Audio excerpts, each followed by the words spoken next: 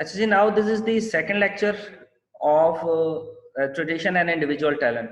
Yesterday we talked about the previous topic about tradition and what is tradition in this essay and what is tradition by Eliot and what does he think about tradition. Tradition of writing, tradition of the poetry, tradition of the poet. यानी कि कल हमने बात की थी रवायत पर पिछले लेक्चर में कि रवायत क्या होती है, लिखने की रवायत क्या होती है। अब इस ऐसे का जो दूसरा हिस्सा है ना जिसको इंडिविजुअल टैलेंट है, basically that part relates to the individual talent of a poet. अब उस ट्रेडिशन के अंदर पोएट ने खुद को कैसे एडजस्ट करना है, एज ही टॉक्स अबाउट कि बिल्कुल आपने एज अ लंप नहीं लेना हिस्ट्री को। अब पोएट ने अपनी क्रिएटिविटी को बीच में एडजस्ट कैसे करना है, what should be the role of the poet. अच्छा, पहली बात देखिए जरा, पहली ही लाइन ये जो कहता है इसमें, अ poet is like a catalyst which causes many changes but is not changed itself. Catalyst is a sort of chemical. एक केमिकल होता है, ये केमिस्ट्री की इस्तेलाह है, कीमिया की, कि केमिस्ट्री के अंदर ये एक ऐसा होता है, ये जिस भी चीज के साथ, किसी धातु के साथ या ये किसी केमिकल के साथ मिलता है उसको बदल देता है, लेकिन इसकी अपनी कैरेक्टरिस्टिक्स डैमेज नहीं होती, ये नहीं बदलता। कहता पोएट एक कैटलिस्ट की तरह काम करे जो चीजों को चेंज करता है, चाहे खुद ना चेंज हो और खुद का उसमें इस तरह रोल ना हो कि उसकी पर्सनैलिटी की झलक नजर आए। A mind which feels and a mind which creates. इसने दो चीजें अलग अलग कर दी पोएट के लिए, कि पोएट एज अ ऑब्जर्वर भी है, एज एन एक्सपीरियंसर भी है और एज अ क्रिएटर भी है। उसका एक दिमाग वो है जो सिचुएशन में जाके चीजों को फील कर रहा है, और उसका जो दूसरा दिमाग है वो चीजों को क्रिएट कर रहा है। कहते हैं poet is only a medium. A poet should understand that he और she is only a medium. वो सोर्स ऑफ मीनिंग्स नहीं है इन अ सेंस, वो सोर्स ऑफ पर्सनैलिटी ट्रेट नहीं है जो राइटिंग लिखने जा रहा है। हाँ, मीडियम जरूर है वो, मीडियम उसका काम है कि कहीं से आइडियाज आते हैं और उसे मुंतकिल करना, वो आइडिया एडजस्ट कैसे होते हैं वो भी पढ़ते हैं। It is not greatness that intensity of feelings affect the work, but intensity in artistic work. कहते हैं ये वाला कोई कमाल नहीं है कि एक शायर के जो अपने फीलिंग्स हैं, उसके अपने जो जज्बात हैं, उसके वर्क को, उस राइटिंग पीस को, उसकी पोइट्री को डायरेक्टली डैमेज करें। वो लिख कुछ हो रहा है, इमोशंस वो अपने दे रहा है। For example, poet wants to write something about a heroine who is walking alongside a lake. अब एक हीरोइन है, वो लेक के साथ साथ जा रही है, वहां पर वो कुछ चीजों को देखती है, नेचर को देखती है, कैसे ऑब्जर्व करती है, अब कुछ इमोशंस का इजहार करती है। तो अब ये पोएट का काम नहीं है कि वो उसकी फीलिंग्स के अंदर अपनी फीलिंग्स डालने की कोशिश करे। He must write as a beautiful girl can feel at a lake. एक नदी के किनारे वो जैसे फील कर सकती है, ये अपने उस इमोशन जो है ना, इंटेंसिटी ऑफ इमोशंस, उसकी अपनी जाती नजर ना आए। हाँ, उसका इमोशन वर्क कैसे करता है ये अभी आगे हम देखते हैं। इमोशंस होना तो बड़ा जरूरी है, लेकिन इसने इमोशंस की भी डिवीजन कर दी है। जैसे उसने माइंड की डिवीजन की है, इसी तरीके से इसने क्रिएटिविटी की भी डिवीजन करनी है। तो इस चीज को समझना है कि इसने उस एक चीज को दो दो हिस्सों में डिवाइड किया है, एक होती है और एक से काम लिया जाता है। कहता है intensity of feelings and artistic effect in fusion. कहता है जो आर्टिस्टिक इफेक्ट होता है और उसकी जो इंटेंसिटी ऑफ फीलिंग्स होती है, उसकी इंटेंसिटी ऑफ फीलिंग, इनफैक्ट अगर इस चीज को आप जोड़ें, इंटेंसिटी ऑफ आर्टिस्टिक इफेक्ट होनी चाहिए, फिर वहां पे फ्यूजन बनता है। यानी कि एक तो इमोशंस हैं पोएट के पास, दूसरा वो किसी आर्ट को तख्लीक करने चाह रहा है, वो किसी चीज को लिखने जा रहा है, वो किसी सिचुएशन को लिखने जा रहा है, उसकी भी इंटेंसिटी है। अब इसकी जो अपनी इंटेंसिटी है उस फ्लो के साथ शामिल हो जाए तो एक फ्यूजन बनेगा। तो अब आपका आर्टिस्टिक वर्क ज्यादा हाईलाइट होगा, ना कि आपके जाती इमोशंस हाईलाइट हो। He has given the examples of the three legendary European writers, Dante, Shakespeare and Keats were great in such dealings.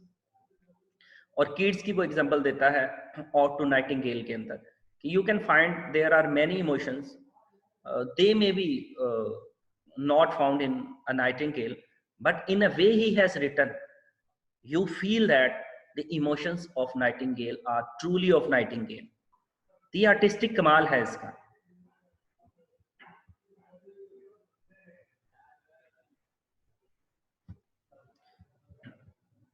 The second one, poet is not personality to portray, but he is just a medium. As he talked about earlier, कि जो शायर होता है वो कोई ऐसी personality नहीं है जो पोइट्री के अंदर इफेक्ट करे. पर्सनैलिटी मीन, अगर मैं फिर बहुत सादा लफ्जों में बताऊं, as I told in the previous lecture, don't understand it as whole or 100%. तो ये समझ लें कि पोइट्री, शायरी के अंदर वो अपनी पर्सनैलिटी, अपने शख्सी तशख्खुस को, अपनी पर्सनल आइडेंटिटी को पोर्ट्रे ना करवाए, बट जस्ट अ मीडियम. वो एक मीडियम के तौर पे काम करे. There is no doubt that a poet is a creative person and he is different from that of other people in the society. But rather besides that he is a medium. है वो medium ही. In him, impressions and experiences combine in peculiar and unexpected way. This is the answer of the previous questions arised in the minds of the readers. अच्छा, फिर वो कहता है कि एक जो जाती उसका इमोशन है वो वर्क कैसे करेगा. हमें जैसे पता है ना, एक सवाल पैदा होता है, भाई शायर तो बड़ा सेंटी आदमी होता है, शायर तो बड़ा इमोशनल आदमी होता है, he can feel about the things that are feelingless for the general people of the society. तो इसका जवाब इलियट क्या देता है. We should also keep in mind that we are talking about the ideas of Eliot only. उसके ख्याल में जो इंप्रेशंस होता है, जो भी किसी भी पर्सनल शख्स पे इंप्रेशन पड़ता है, जो लिटरेचर के स्टूडेंट हैं उन्होंने ये टर्म्स सुनी हुई होंगी, इंप्रेशनिज्म और expressionism. Expressionism is from the giver and impression is from the receiver. कहता है एक जो शायर है वो इंसान भी है, वो रिसीव भी करता है चीजों को, उसके अंदर एक इंप्रेशन क्रिएट होता है, फिर उसका अपना एक एक्सपीरियंस होता है. लेकिन ये दोनों कंबाइन कहां पे होते हैं? इन पेक्युलियर एंड अनएक्सपेक्टेड वे. इसका सोर्स उस तरीके से मालूम नहीं है कि साइंटिफिकली ये कहां पे एडजस्ट हो रहे हैं, कैसे हो रहे हैं. ये पेक्युलियर मखसूस अंदाज में होते हैं, अनएक्सपेक्टेड वे में होते हैं. जैसे कि ना, यानी कि शायरी की जो तख्लीक होती है, जो क्रिएटिविटी होती है, वो इंसान के कहां जाके एडजस्ट होती है. जैसे ड्रेस ऑफ पोइट्री में शमस हिनी ने कहा था कि वो एक्सटेसी का मुकाम होता है, एक्सटेसी में जाके क्रिएट हो रही होती है. यानी कि एक्सटेसी को अगर मैं मजीद वजाहत से बयान करूं तो वो ये होता है ना, जैसे कि नींद और जागने के दरमियान का आलम होता है, ठीक है, आधे सोए और आधे जागे का आलम होता है. ये भी एक ख्याल है. अच्छा, ये ख्याल किस चीज को, ये दो फ्रेजेस से बात निकाली है मैंने, पेक्युलियर एंड अनएक्सपेक्टेड वे. शायर के अंदर एक पेक्युलियर, एक खास अंदाज में, और अनएक्सपेक्टेड, गैर मुमकिना तौर पे, अचानक से, स्पॉन्टेनियसली हो जाते हैं. क्या दो चीजें? इंप्रेशन और उसका एक्सपीरियंस, जो मिलके फीलिंग्स क्रिएट करता है. Emotions and experiences are necessary for poetry. The second point as we were talking about, कि इमोशंस जो हैं, एक्सपीरियंस है, दोनों नेसेसरी हैं, दोनों जरूरी है. एक्सपीरियंस को आप सोशल एक्सपीरियंस भी कह सकते हैं, क्रिएटिव एक्सपीरियंस भी कह सकते हैं, नॉलेज का एक्सपीरियंस भी कह सकते हैं, क्रिएटिव एक्सपीरियंस जो भी होता है. इमोशंस और एक्सपीरियंस जरूरी हैं शायरी के लिए. These two things are one of the essential, one of the foundational pillars of the creative poetry.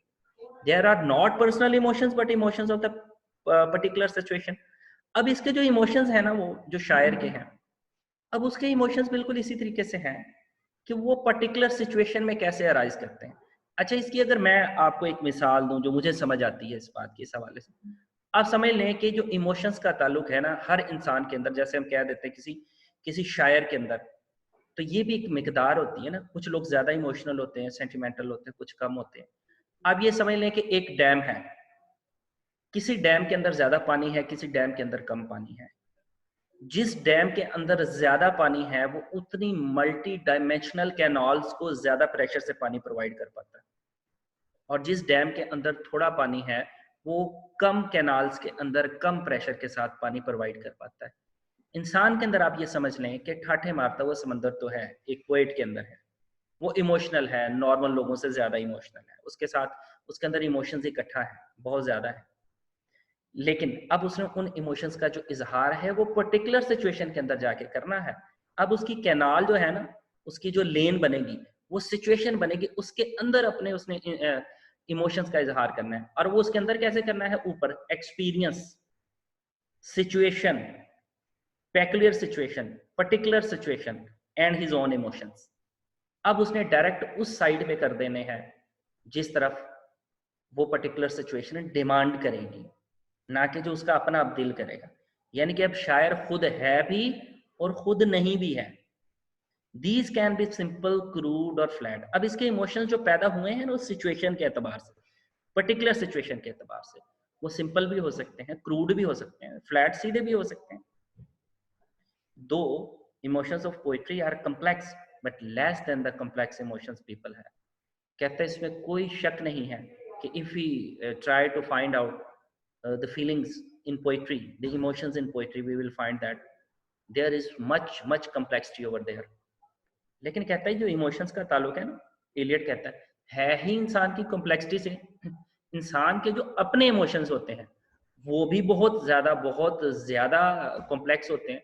तो पोएट्री के अंदर इंसान के इमोशंस से ज्यादा कॉम्प्लेक्सिटी नहीं हो सकती। अगली बात वो कहता है पोएट्री एंड इमोशंस के हवाले से। हमारी ये जो दूसरी हेडिंग चल रही है पोएट्री एंड इमोशंस की है। पहला जो हमारा चला था ये a poet as a medium, then we talked about poetry and emotions. Now we are talking about poetry and emotions, the second part of the individual talent, and individual talent is the second part of the tradition and individual talent.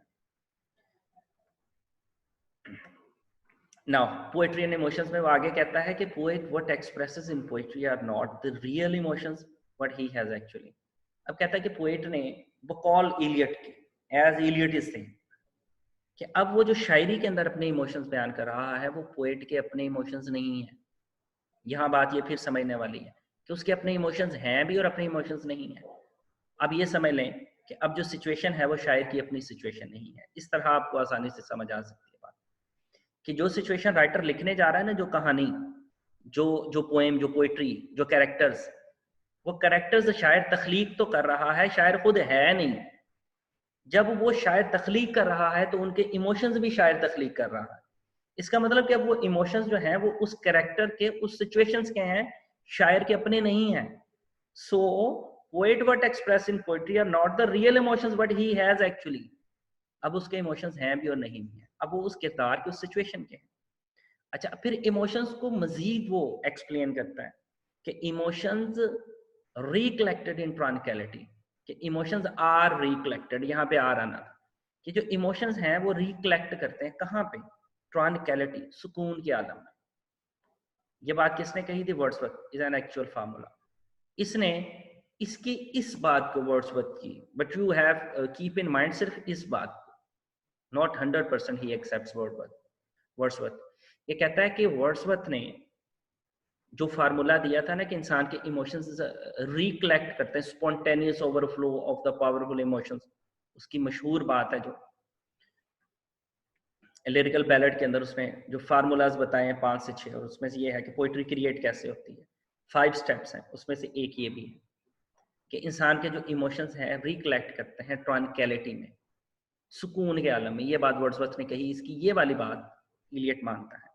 कहता है poetry is a concentration and experience in which emotions can be recollected in passive attending, but this is the thing that we have been talking about earlier, कि जो poetry है वो concentration है किस चीज की, एन एक्सपीरियंस है in which emotions can be recollected in passive attending, कि इसमें कोई शक नहीं कि पोएट कंसंट्रेट करता है, ये कंसंट्रेशन का काम है, उसमें एक्सपीरियंस ऐड करता है, अब उसके अंदर इमोशंस डालता है, इमोशंस आ गए हैं, लेकिन पोएट खुद पैसिव अटेंडर है, खुद उसकी अटेंडिंग पैसिव है, तख्लीक कर भी रहा है और साइड पे खड़ा है।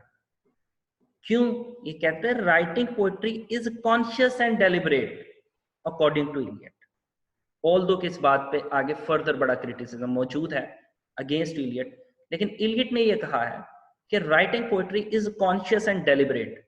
जैसे आर्ट लिखा जाता है, जैसे पेंटिंग बनाई जाती है, जैसे स्कल्पचर बनाया जाता है, डेलिबरेटली एफर्ट की जाती है। कहता है पोएट्री लिखना भी बकौल इसके कॉन्शियस और डेलिबरेट एफर्ट है। अब जब हर चीज डेलिबरेट एफर्ट है, ये एक आर्ट है। जैसे कि एक पेंटर है, वो बाजू बना रहा है, किसी की टांग बना रहा है, पत्ते बना रहा है, फूल बना रहा है, व्हाटएवर ही इज पेंटिंग और शी इज पेंटिंग। शायर भी तो यही काम कर रहा है। जिस तरीके से पेंटर उसके अंदर उस फनपारे के अंदर, उस पोर्ट्रेट के अंदर इमोशंस डालता है, पोएट राइटिंग के अंदर डाल रहा है। कहते इस बात को अगर हम समझे ना, जो इससे अगली बात है, इससे ये समझ आती है, it is not turning loose of emotions but escape from emotion. अगर इस बात को देखा जाए तो ये वाली बात रोमांटिक पोइट्स से थोड़ी सी या बल्कि काफी हद तक साइड पर होती है कि जो शायर इमोशनल चीजें लिख रहा है वो टर्निंग लूज ऑफ इमोशन नहीं है उसके अपने, एस्केप फ्रॉम इमोशन है, यानी कि वो अपने इमोशंस से एस्केप करके दूसरे इमोशंस में जाके पनाह ले रहा है। To some extent escapism by Eliot, escapism by John Keats. अच्छा, these are the ideas about tradition and individual talent। और इस बात को वो कंक्लूड कहाँ पे करता है? वैसे इसका कंक्लूजन इस ऐसे के स्टार्ट में भी है, बकौल टीएस इलियट के, the emotions of art is impersonal, कि जो आर्ट का इमोशन होगा वो इम्पर्सनल होगा। अब ट्रेडिशन को भी इसने एक्सप्लेन कर दिया, इंडिविजुअल टैलेंट को भी एक्सप्लेन कर दिया। Overall as we have talked about earlier, जैसे हमने शुरू में इसके बात की थी कि these are the points where there is a cursor, कि ट्रेडिशन ऑफ द पोएट, इसने कहा था personality and art and poet himself is a critic firstly and poet is a living whole or unofficial manifesto. अब इसकी जो ये बातें ना कि एंटी लिबरलिज्म वाली और पोएट को एक आर्ट के तौर पे लेने, so he has taken the poetry as an art, जिसमें आपने ट्रेडिशन का भी ख्याल रखना है, इंडिविजुअल टैलेंट का भी ख्याल रखना है और एक क्रिएटिव पीस के तौर पे आपने पोइट्री को पेश करना है। So this is all about today's lecture. We will meet in a new lecture further. For the time being, bye.